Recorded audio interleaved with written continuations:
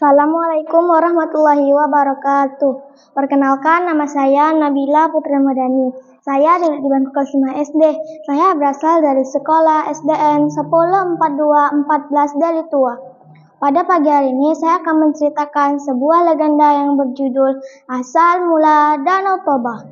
Pada zaman dahulu kala, di sebuah lembah yang terdapat di Pulau Sumatera Utara, hiduplah seorang petani sederhana yang bernama Toba. Sosok Toba adalah seorang petani sederhana yang sangat suka bekerja keras. Namun sayang sekali, hasil dari kebunnya tidak pernah tumbuh dengan subur.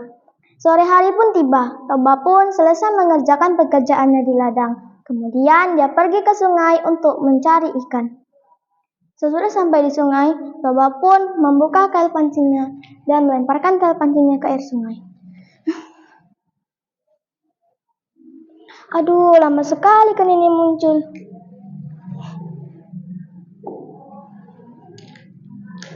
Karena lama menunggu, Toba pun hampir putus asa.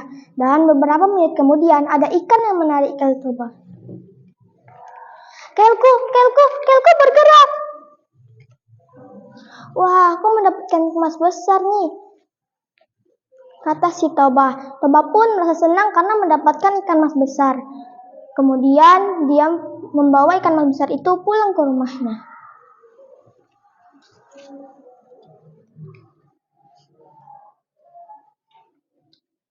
Terlebih dahulu, Toba menyiapkan ember yang berisikan air dan meletakkan ikan emas besar itu ke ember itu. Aduh, tidak ada kayu bakar di sini, kata si Toba. Kemudian dia pergi ke hutan untuk mencari kayu bakar.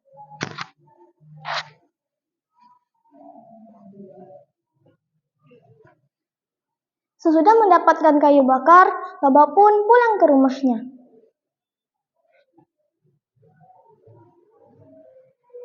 Toba pun terkejut melihat ikan emas itu tidak ada di ember itu lagi. Hah, di mana ikan emasku? Di mana? Di mana? Kata si Toba karena ia hanya melihat beberapa keping koin emas. Hah, ini milik siapa? Toba pun dengan rasa bingung. Karena lelah, Toba pun menuju kamarnya.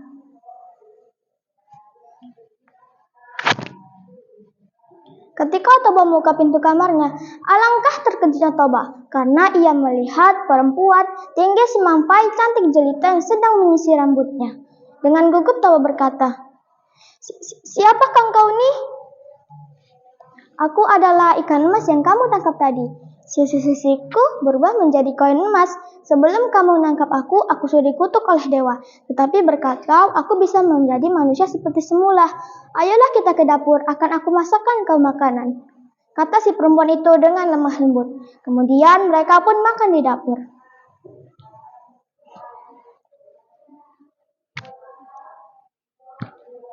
Sesudah selesai makan, dalam hati Toba berkata, "Aku ingin sekali menjadi suami dari perempuan itu."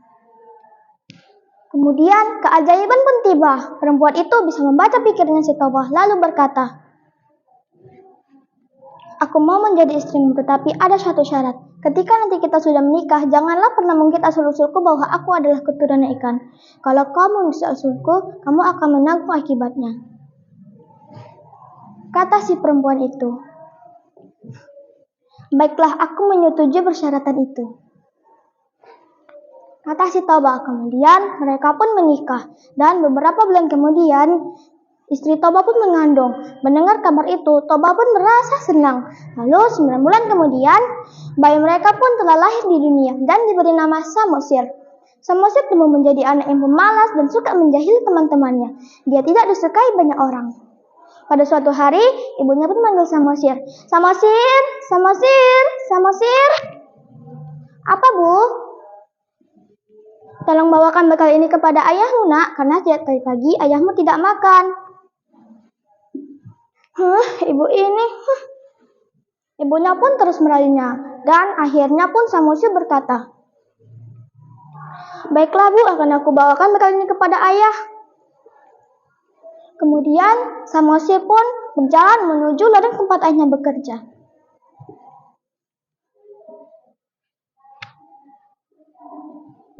Di tengah perjalanan, Samosir merasa lapar dan Samosir memutuskan untuk memakan setengah bekal yang diberikan sang ibu untuk ayahnya. Aduh, lapar sekali perutku ini. Apa aku makan saja ya setengah bekal ayahku ini? Pasti ayah tidak akan marah kepadaku, kata si Samosir. Akhirnya Samosir pun memakan setengah bekal ayahnya.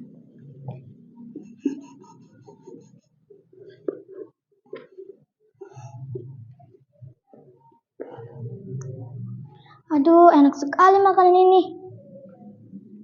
Aduh, akhirnya kenyang juga aku.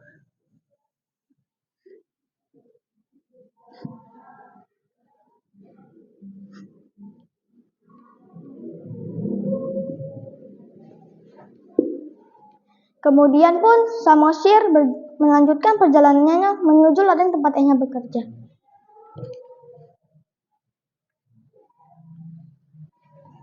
Sesudah sampai di ladang, Samosir pun memberikan bekalnya kepada ayahnya. Ayah, ini bekal dari ibu untuk ayah. Toba pun berkata, terima kasih ya anakku. Toba pun tidak mengetahui bahwa bekal itu tinggal setengah karena telah dimakan oleh anaknya. Akhirnya Toba pun membuka bekalnya. Dia terkejut dan marah kepada Samosir.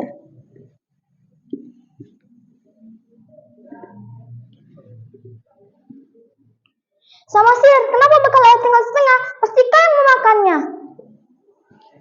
Dengan marah Toba pun berkata, dasar kau anak ikan. Mendengar hal tersebut, Samosir pun menangis dan pulang ke rumahnya, lalu mengadukan ke ibunya apa yang telah dikatakan Toba kepada Samosir.